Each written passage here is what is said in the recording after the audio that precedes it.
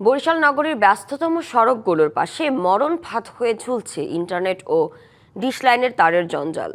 বর্ষা মৌসুমে বিদ্যুতের খুঁটিতে ঝুলে থাকা এসব তার পথচারী ও শিক্ষার্থীদের জন্য চরম ঝুঁকির কারণ হয়ে দাঁড়িয়েছে, যদিও সিটি কর্পোরেশন দ্রুতই ব্যবস্থা নেওয়ার কথা বলছে।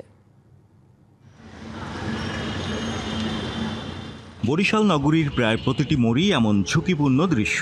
খুঁটিগুলোতে মাকড়সার জালের মতো পেঁচিয়ে আছে ইন্টারনেট, ডিশ ও বিদ্যুতের তারের জঞ্জাল।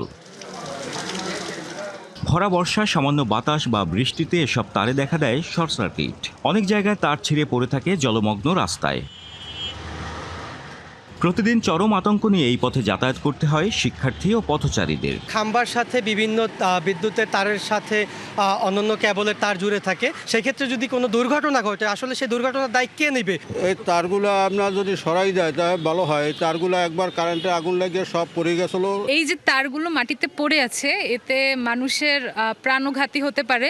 এই যে তারগুলো রয়েছে, এই কারণে বরিশালটা অগোছালো মনে হচ্ছে। সিটি কর্পোরেশন এবং এছাড়াও যারা রয়েছে তারা যেন এই বিষয়টা দৃষ্টি আকর্ষণ করছে। বছরের পর বছর ধরে এই অব্যবস্থাপনা শুধু শহরের সৌন্দর্যই নষ্ট করছে না, বরং নগরবাসীকে ঠেলে দিচ্ছে বড় দুর্ঘটনার দিকে। এগুলি এমন এলোমেলো যে কোনো সময় যে বহু ধরনের দুর্ঘটনা ঘটে, এবং ইতিপূর্বে বেশ কয়েকটা দুর্ঘটনা ঘটেছে, এবং এটার উপরে একটি নিয়ন্ত্রণ আনতে হবে।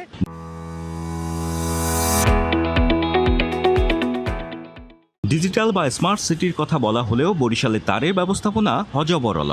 বিদ্যুৎ বিভাগ, ইন্টারনেট ও ডিশ অপারেটরদের সাথে আলোচনার ভিত্তিতে দ্রুত ব্যবস্থা নেওয়ার আশ্বাস সিটি কর্পোরেশনের। বিদ্যুতের তার যেখানে সেখানে পড়ে থাকে বা ঝুলে থাকে, যে কোনো জায়গায় ছিঁড়া ফাটা থাকতে পারে, যেখানে বাচ্চারা ধরলে সাথে সাথে একটা অ্যাক্সিডেন্ট হবে। বিদ্যুৎ বিভাগের সাথে যোগাযোগ করবো এবং তাদের প্রয়োজনে আমরা নোটিশ করব।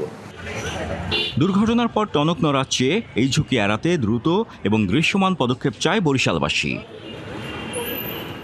Ziyad Mahmud, DBC news, Barishal.